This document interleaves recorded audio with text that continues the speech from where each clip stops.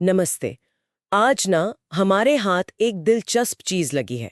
Jindal steel का एक भर्ती विज्ञापन। हाँ, मैंने भी देखा। ये ओडिशा के अंगुल में स्पोर्ट्स कोच ढूंढ रहे हैं। बिल्कुल। और ये सिर्फ एक नौकरी का विज्ञापन जैसा नहीं है। इसमें कुछ कुछ खास बात लग रही है। हम्म। तो स्रोत तो यही विज्ञापन है। चलिए थोड़ा इसको खोल कर देखते हैं कि ये खेल और कॉरपोरेट जगत के बारे में क्या कह रहा है। हाँ जरूर, देखते। तो देखिए, इसमें पहले तो ये 4 खास रोल हैं। टेनिस कोच, हम्म।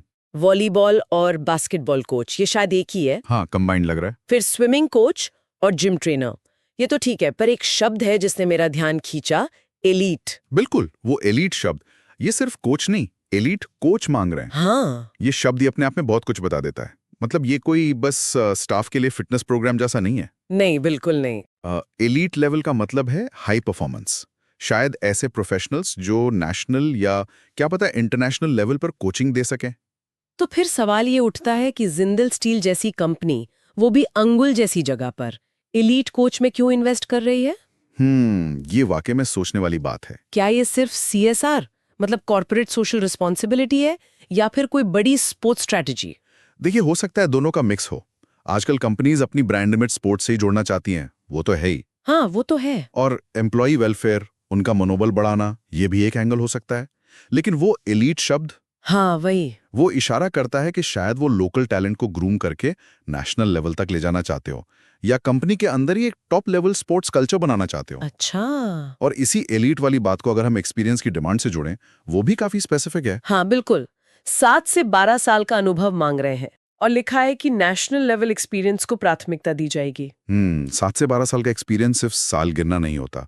इसका मतलब है कि उन्हें ऐसे कोच चाहिए जिन्होंने प्लेयर्स के डेवलपमेंट के कई साइकिल देखे हों, सही बात है। अलग अलग एज ग्रुप के साथ काम किया हो, और शायद प्रेशर वाले टूर्नामेंट्स के लिए टीम तैयार करने का अनुभव भी हो। मतलब जिन्होंने असल में काम किया हो, जमीनी स्तर पर भी और ऊपर भी। और वो नेशनल लेवल वाली बात, इसका मतलब है कि वो ऐसे लोग चाहते हैं जो देश के स्पोर्ट्स इकोसिस्टम को समझते हो। तो सिर्फ टेक्निक जानना काफी नहीं है, एक मैच्योर कोचिंग अप्रोच और एक प्रूव्ड ट्रैक रिकॉर्ड चाहिए। बिल्कुल, इससे उनके इरादे और भी सीरियस लगते हैं। हाँ। अच्छा, अब जरा पढ़ाई लिखाई यानी क्वालिफिकेशन की बात करें तो उसमें लिखा है बैचलर डिग्री चाहिए फिजिकल एजुकेशन या स्पोर्ट्स साइंस में, ठीक है। और साथ में एक सर्टिफाइड कोचिंग बैकग्राउंड भी। सर्टिफाइड कोचिंग बैकग्राउंड, इसका क्या मतलब हुआ? मतलब कैसे सर्टिफिकेट? NIS वाले? हाँ, आमतौर पर यही मतलब होता है। या तो NIS पटियाला से हो, या फिर जो भी खेल है उसकी नेशनल फेडरेशन से मान्यता प्राप्त कोई कोर्स किया हो। अच्छा।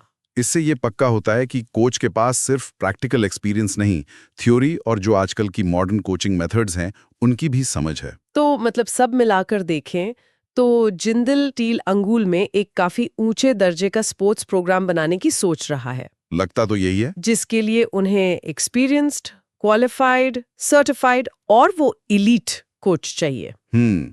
तो ये सिर्फ एक लोकल जॉब अपॉर्चुनिटी नहीं है, ये एक बड़े ट्रेंड का भी इशारा है। बिल्कुल सही। ये विज्ञापन दिखाता है कि कैसे भारत में बड़े कॉर्पोरेट ग्रुप्स अब सिर्फ स्पॉन्सरशिप तक ही सीमित नहीं है। हाँ, वो खुद उतर रहे हैं मैदान में। बिल्कुल, टैलेंट डेवलपमेंट और इंफ्रास्ट्रक्चर बनाने में सीधे पैसा लगा रहे हैं।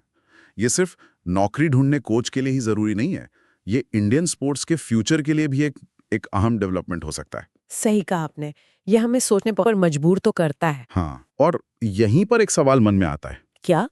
कि जब स्टील, एनर्जी जैसे सेक्टर की बड़ी बड़ी कंपनियां ग्राउंड लेवल पर और एलीट लेवल पर खेलों में ऐसे इन्वेस्ट करेंगी, तो इसका लॉन्ग टर्म में इंडियन स्पोर्ट्स पर क्या असर पड़ेगा? क्या ये जो हमारी ट्रेडिशनल स्पोर्ट अकादमियां हैं या सरकारी कोशिशें हैं, उनके साथ मिलकर काम करेगा, या फिर एक पैरेलल सिस्टम खड़ा हो जाएगा जो शायद ज्यादा रिसोर्सफुल हो?